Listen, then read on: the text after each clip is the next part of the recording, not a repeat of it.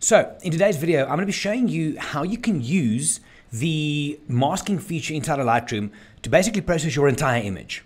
Hopefully in this you can see that there's different ways to use these filters there. Hopefully you get some tips and tricks in between, and that it's not always necessary to jump to the basic panel like I've always told you, but things develop, things evolve. So check this out. Into Lightroom we go. Now you'll see this image I haven't touched. This is the raw file. I've only just cropped it in to there.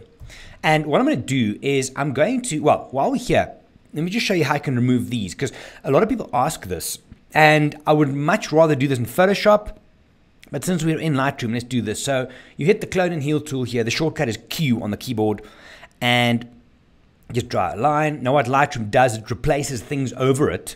Like I said, I prefer this in Photoshop. It's way stronger and faster for me as well. And let's go out.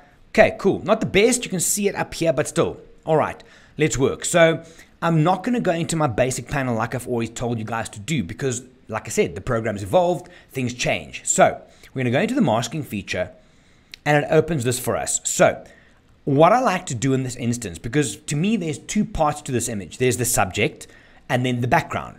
Now I'm first going to layer them up as such and select both before I start doing any processing. I do select subject.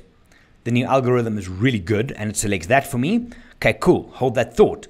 I now immediately create a new mask, select subject, and before I confirm it, I hit invert. So now if you look up here, there's my subject and there's the background. So I can now use those individually. So let's start with the subject, and we're going to click on there. And now I can process this guy like I always would. I would pull the blacks in, pull the whites up a little bit. All of the same details still apply. Oh, that's a bit rough. Pull that back, maybe lift him up a little bit. And again, I'm doing this purely to taste. So let's say we got something like that. Okay, cool. Now I'm going to swap to the foreground. Is this one there. You can see the red area. And now again, we can tweak this in. Maybe give it a bit more saturation, bring those greens up a bit.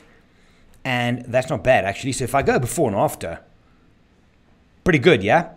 And that is just using two masks. So in this instance, it was quite easy. I just select a foreground mask, which is the actual subject. I select it again and invert it so that, again, I've got the two different areas that I can process. So now, once I've done this, I would still like to put a vignette around it. I prefer to do this as well here. Create a mask. I go to radial gradient. I'll put this on top. I'm going to invert this because remember the red is where the area is going to happen. Let's fine tune that a bit. Something like there. That should work. And now I just drop the exposure on the outside a bit. Yeah.